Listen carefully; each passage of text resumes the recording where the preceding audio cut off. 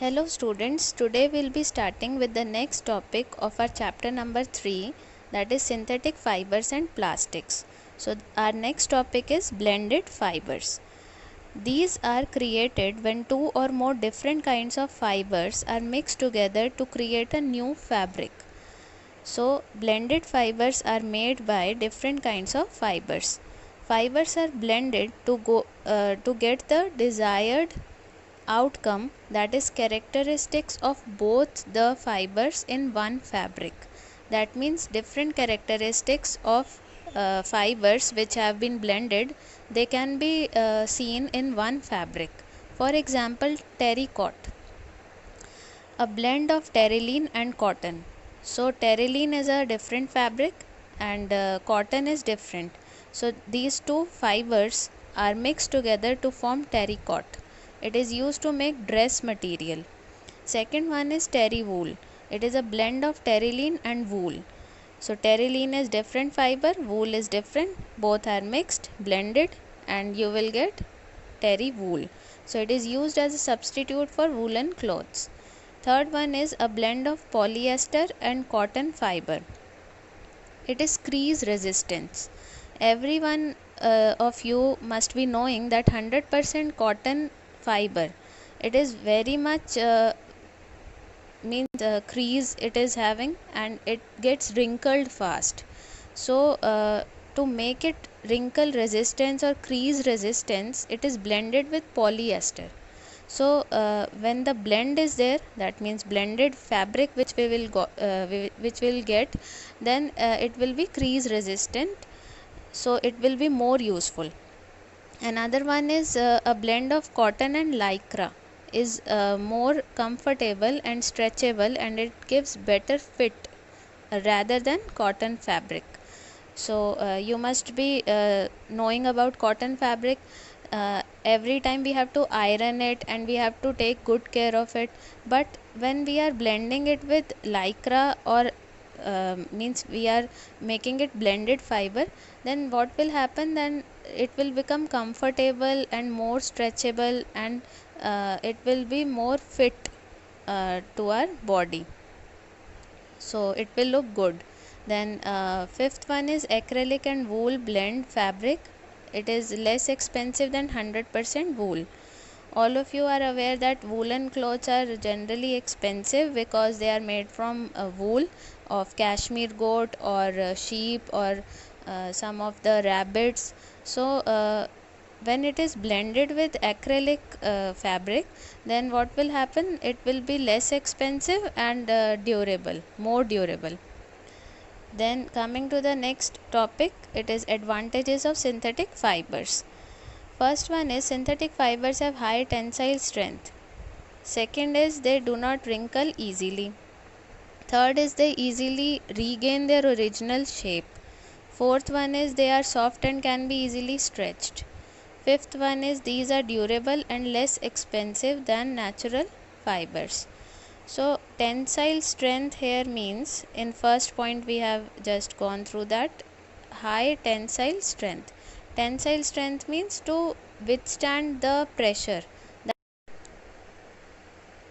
that the cloth should not be torn or ripped by that pressure or force which is applied on that.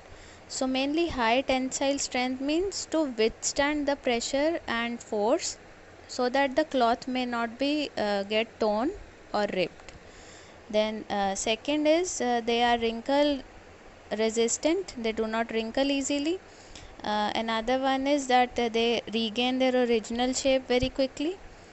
And another fourth one is soft and can be easily stretched, so they are stretchable and they are soft also.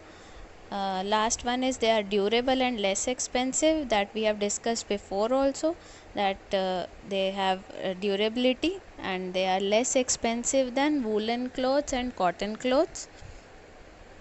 Then here are disadvantages of synthetic fibers. First is synthetic fibers cannot absorb moisture, which makes them uncomfortable during summer. Mainly in summers, cotton clothes are preferred because they are having small pores, and they absorb sweat, and the sweat gets evaporated also from them.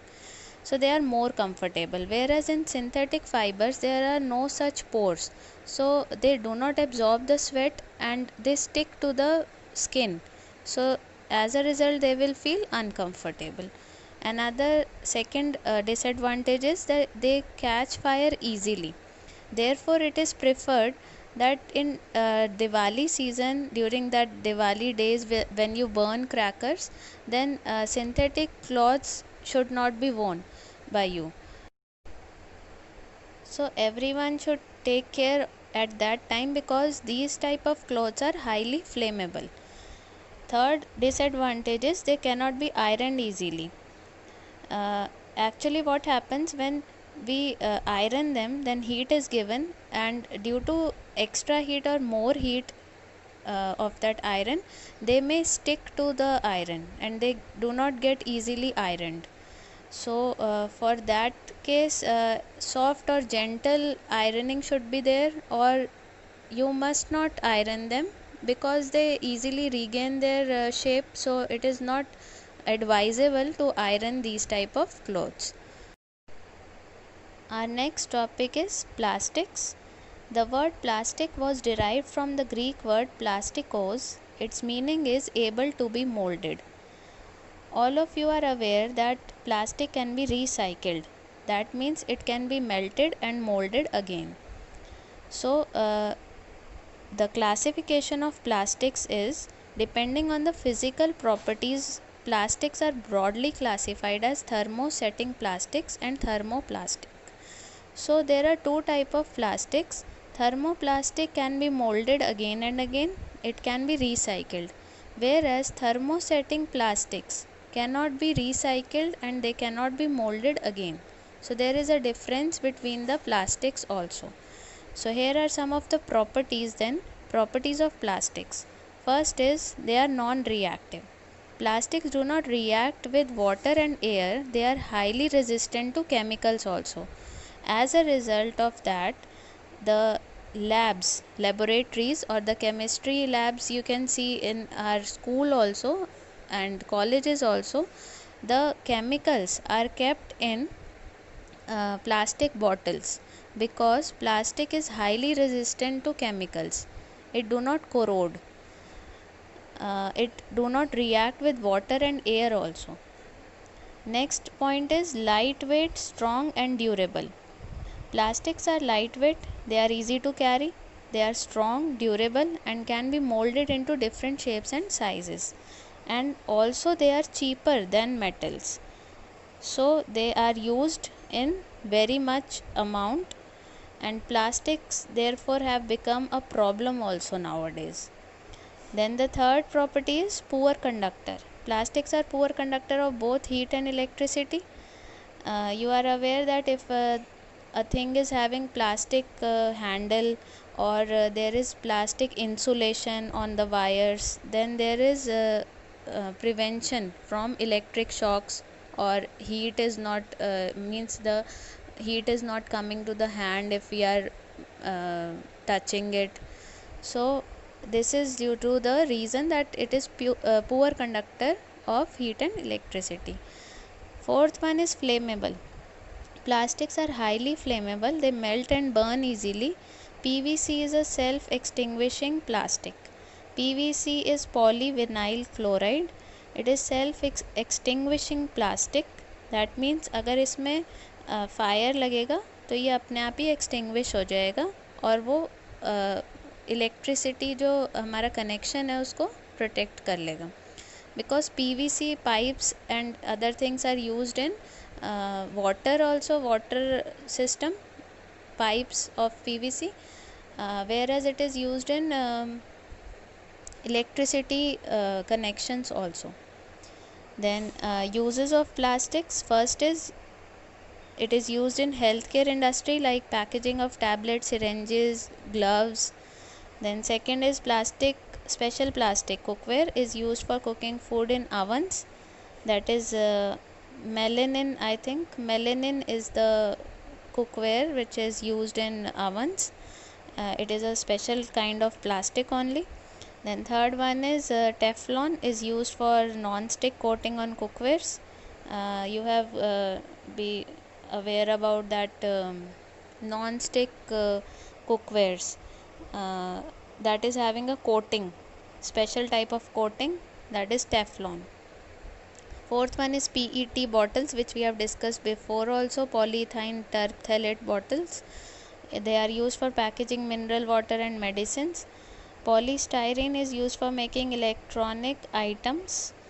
Polystyrene is also a type of polymer, and it is a kind of plastic only. Then PVC is used for making plumbing pipes, flooring, concealing electrical linings, which we have discussed. PVC is polyvinyl chloride. Then seventh one is bakelite. It is thermosetting plastic. It is used for making electrical fittings. All of you have seen the switches also. Switches, electrical switches. So they are made up of white color plastic. It is known as bakelite, and it is thermosetting, that cannot be molded again. Then the next topic is plastics and the environment.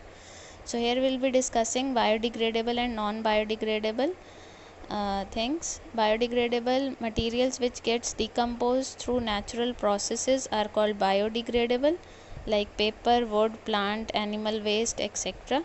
Whereas non-biodegradable materials which do not get decomposed by natural processes, they are called non-biodegradable.